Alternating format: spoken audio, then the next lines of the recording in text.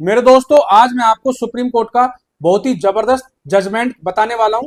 बहुत most important judgement, जी हां, landmark judgement था सुप्रीम कोर्ट का। पुलिस अब आपको बेवजह गिरफ्तार नहीं कर सकती है, ना ही आपके घर वालों को। जी हां, अगर आपने यह वीडियो पूरी देखी तो आप पुलिस वालों से डरोगे नहीं, झूठे दहेज केस से। बीवी अगर आप पर झूठी एफआईआर करवा देती है या करवा चुकी है, अब आपको डर है पुलिस वाला मेरे को गिरफ्तार कर सकता है, तो यह वीडियो आपके लिए है। तो बने रहे मेरे साथ इस वीडियो में। मैं हूं वीरेंद्र चौहान फ्रॉम शौर्य सोल्यूशन। अब वीडियो स्टार्ट कर देते हैं। पहले इस केस के फैक्ट समझ लेते हैं कि भैया इस केस के क्या फैक्ट थे। जुलाई 2007 के अंदर लड़के की शादी होती है। जैसे ही शादी हो जाती है, कुछ दिनों बाद उसकी वाइफ उस लड़के के खिलाफ, अपने पति के खिलाफ एफआईआर लॉन्च करवा देती है। एफआईआर में कुछ चीजें मेंशन होती है। उसमें लड़की ने बोला कि मेरा जो पति है, मेरे ससुराल वाले हैं, मुझसे 8 लाख रुपए की डिमांड करते हैं, कैश 8 लाख रुपए की डिमांड करते हैं। एयर कंडीशनर मांगा मेरे से, टेलीविजन मांगा, मारुति कार मांगी। ना देने पर मेरे हस्बैंड की दूसरी शादी करने की धमकी दी गई मुझे। इस प्रकार से चीजें एफआईआर में मेंशन थी। जैसे ही हस्बैंड को पता चलता है तो हस्बैंड भैया पुलिस से बचने के लिए वह एंटीसिपेटरी बेल के लिए सेशन कोर्ट में अप्लाई कर देता है। एंटीसिपेटरी बेल वह होती है जब पुलिस वाला गिरफ्तार करने वाला हो, अभी वो गिरफ्तार हुआ नहीं हो, तो पुलिस पुलिस के डर की वजह से कभी अरेस्ट ना कर ले मेरे को, तो अब एंटीसिपेटरी बेल ली जाती है। एफआईआर होने से पहले भी ले सकते हो और एफआईआर दर्ज होने के बाद भी आप एंटीसिपेटरी बेल ले सकते हो। जैसे ही वह सेशन कोर्ट में गए एंटीसिपेटरी बेल लेने के लिए, वहां पर रिजेक्ट कर दी। अब फिर वह हाई कोर्ट में गए, तब भी हाई कोर्ट ने उसको कोई रिलीफ नहीं दिया।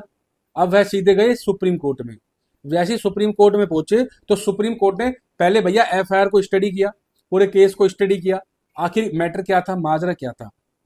तो धीरे धीरे सुप्रीम कोर्ट को चीजें पता चली, एनालिसिस किया कि भैया जो महिलाएं हैं झूठी एफआईआर दर्ज करवा रही है, आईपीसी सेक्शन 498 पर लाखों करोड़ों जिंदगियां बर्बाद हो जाती है। पति को, पति के बूढ़े माँ बाप को, भाई बहनों को, रिश्तेदारों को जेल में डाल दिया जाता है।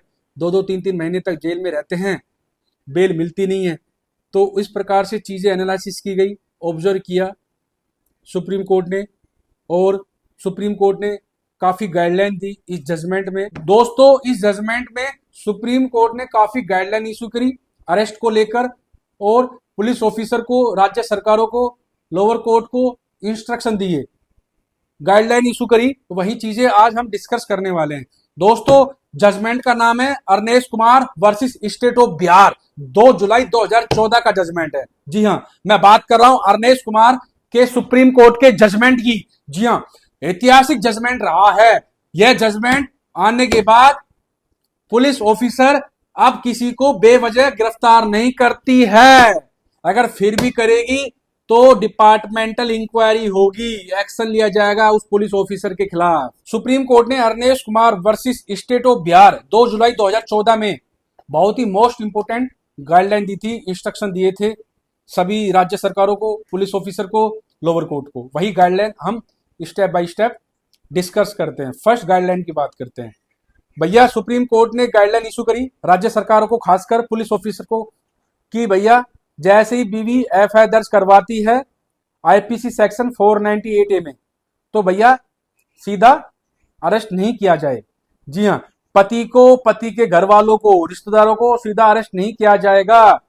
जी हां, पहले उनको सीआरपीसी सेक्शन 41A का नोटिस सर्व करवाया जाएगा। जी हां, 41A का नोटिस दिया जाएगा पति और पति के घर वालों को। अगर वह कंप्लायंस फॉलो नहीं करते हैं 41A नोटिस की, तब पुलिस के पास पावर है कि उनको वह अरेस्ट कर सकता है। वह तभी अरेस्ट करेगा जब वह मजिस्ट्रेट से परमिशन लेगा। समझ रहे हो? अगर आपकी वाइफ ने आप पर झूठी एफआईआर करवा दी, पुलिस वाला आपको अरेस्ट करना चाहता है, तो वह अरेस्ट नहीं कर पाएगा, वो आपको 41A का नोटिस देगा। अब तो नया लॉ आ गया है, अब वह बीएनएसएस, भारतीय नागरिक सुरक्षा संहिता का सेक्शन 35 का सब क्लोज 3 के तहत नोटिस देगा। कहने का मतलब है, जैसे ही आपकी बीवी एफआईआर दर्ज करवाती है तो आपको नोटिस दिया जाएगा। पहले 41A का नोटिस देती थी, अब नया कानून आ गया, अब मिलेगा आपको बीएनएसएस का सेक्शन 35 का सब क्लोज 3 के तहत आपको पुलिस वाला नोटिस देगा। उसमें सारी चीजें मेंशन होगी कि भैया क्या क्या सेक्शन है, और आपकी वाइफ ने आप पर एफआईआर दर्ज करवाई है तो आपको इस डेट को उस थाने में आना है। विदाउट नोटिस आप पुलिस स्टेशन में मत जाना अगर पुलिस वाला आपको बुलाए तो। ठीक है, ये बात याद रखना। अब थर्ड गाइडलाइन की बात करते हैं। जैसे ही पुलिस ऑफिसर आपको नोटिस देता है, नोटिस देने के बाद आप पुलिस स्टेशन में जाते हैं और पुलिस स्टेशन में आप वहां पर जाते हैं, सारी चीजें बताते हैं कि भैया मेरी वाइफ ने मुझ पर झूठी एफआईआर लॉन्च करी है, ये किया है, आप सारी सबूत दिखाते हैं, तो आप गवाही करवाते हैं रिश्तेदारों की, पड़ोसी की, दोस्तों की, तो भैया वह आपको छोड़ देता है और आपको जमानत वहीं से दे देगा। फोर्थ गाइडलाइन की बात करते हैं। पुलिस वालों को लगेगा कि भैया आप झूठ बोल रहे हो, आपके पास पासपोर्ट है, आप विदेश भाग जाओगे, आप इन्वेस्टिगेशन में कोऑपरेट नहीं करोगे, आप गवाहों को धमकाओगे, मारपीट करोगे, लालच दोगे, ठीक है, आप इन्वेस्टिगेशन ज्वाइन नहीं करोगे, जब आपको कोर्ट में बुलाया जाएगा तो आप कोर्ट में नहीं आओगे। तो इस प्रकार से आप ये चीजें कर सकते हो। उसके पास सॉलिड एविडेंस है और उसको क्रेडिबल इंफॉर्मेशन मिली है कि भैया आप विदेश भाग जाओगे या आपको पकड़ना जरूरी है। अगर आपको नहीं पकड़ा, आपको अरेस्ट नहीं किया गया, तो आप गवाहों को मारोगे, पीटोगे, धमकाओगे, लालच दोगे, या आपने पहले कोई ऑफेंस किया था और आपने दोबारा फिर ऑफेंस किया है, इस प्रकार की कंडीशन सर्कमस्टांस होंगे आपके केस के अंदर, तो पुलिस ऑफिसर आपको अरेस्ट कर लेगा। करेगा तो वह रीजन लिखेगा कि हमने इस पति को इस वजह से अरेस्ट किया है। ठीक है, अगर नहीं करता है तब भी वह रीजन रिटर्न में लेगा कि मैंने नोटिस दिया था, पति और पति के घर वाले आए थे, मुझे नहीं लगता इनको अरेस्ट करना चाहिए। तो इस प्रकार से सारी चीजें वह लिखेगा। अरेस्ट कर लेता है तो मेंशन करेगा, अगर नहीं करता है तो मेंशन करेगा। दो रिपोर्ट बनेगी, एक रिपोर्ट तो भैया एसपी के पास चली जाएगी, एक रिपोर्ट मजिस्ट्रेट को भेज दी जाएगी। इस प्रकार से चीजें चलेगी। अब बात करते हैं पांचवी गाइडलाइन की। अगर पुलिस ऑफिसर पति को नोटिस दे देता है और पति आ जाता है और उसको लगता है कि भैया ये बंदा है ना, ये भाग सकता है विदेश, तो वह उसको अरेस्ट कर लेगा। जैसे ही अरेस्ट करके फिर वह मजिस्ट्रेट के सामने पेश करेगा।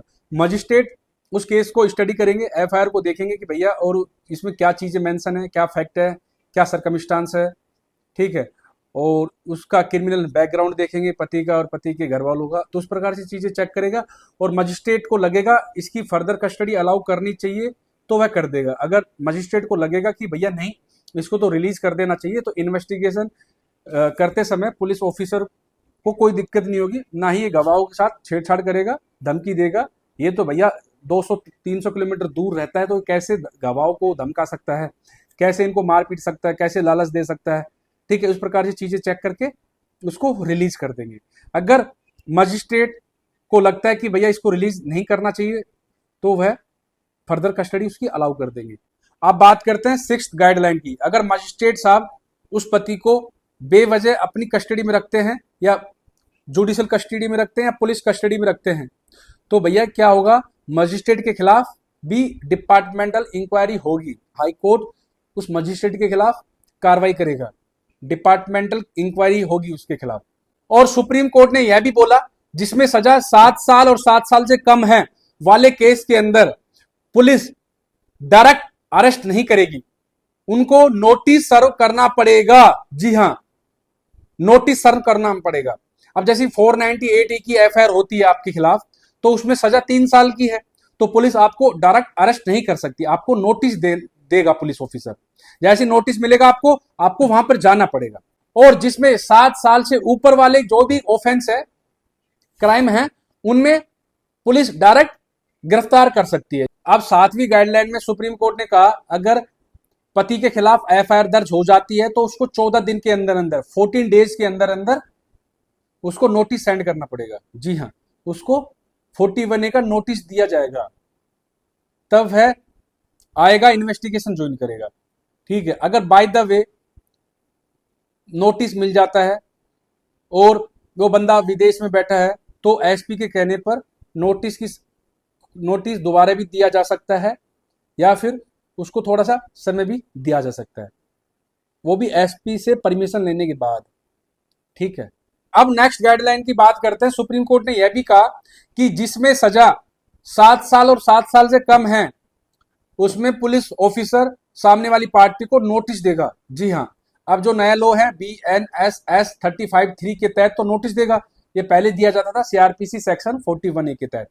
तो सामने वाली पार्टी को, एक्यूज को नोटिस देगा। और जिसमें सजा भैया 7 साल से ऊपर है, 8 साल 10 साल, तो उनमें police direct hand to hand गिरफ्तार कर लेगी। जैसे कि रेप का केस हो गया, ठीक है, मर्डर हो गया, अटेम्प्ट टू मर्डर हो गया। तो इन प्रकार के केसों के अंदर पुलिस के पास पावर है कि वह विदाउट नोटिस के वह अरेस्ट कर सकती है। यही सुप्रीम कोर्ट की गाइडलाइन थी Arnesh Kumar versus state of Bihar, 2 जुलाई 2014 का जजमेंट था। दोस्तों यह गाइडलाइन, यह वीडियो आपको याद रहनी चाहिए जिंदगी भर। इसको सेव कर लो, डाउनलोड कर लो। दोस्तों बीवी से डरने की जरूरत नहीं है। अगर आपने कोई क्राइम नहीं किया है, दहेज नहीं मांगा है, मारपीट नहीं की है, तो आप जैसे वे झूठी एफआईआर करवा देगी तो पुलिस आपको अरेस्ट नहीं कर पाएगी। ठीक है, आपको नोटिस देगी। आप सारी चीजें रखना पुलिस ऑफिसर के सामने कि भैया ये बात है, मैलिसियस इंटेंशन है, इसने जानबूझकर हमें फंसाया है, षड्यंत्र है, इसका पैसा हटना चाहती है, माल लेना चाहती है हमसे। तो इस प्रकार से चीजें रखना है। वो आपको अरेस्ट नहीं करेगा, फिर भी अरेस्ट करता है तो भैया क्लास लग जाएगी उसकी। ठीक है, तो दोस्तों वीडियो कैसी लगी? अगर अच्छी लगी तो लाइक कर दे, शेयर कर दे और सब्सक्राइब कर दे।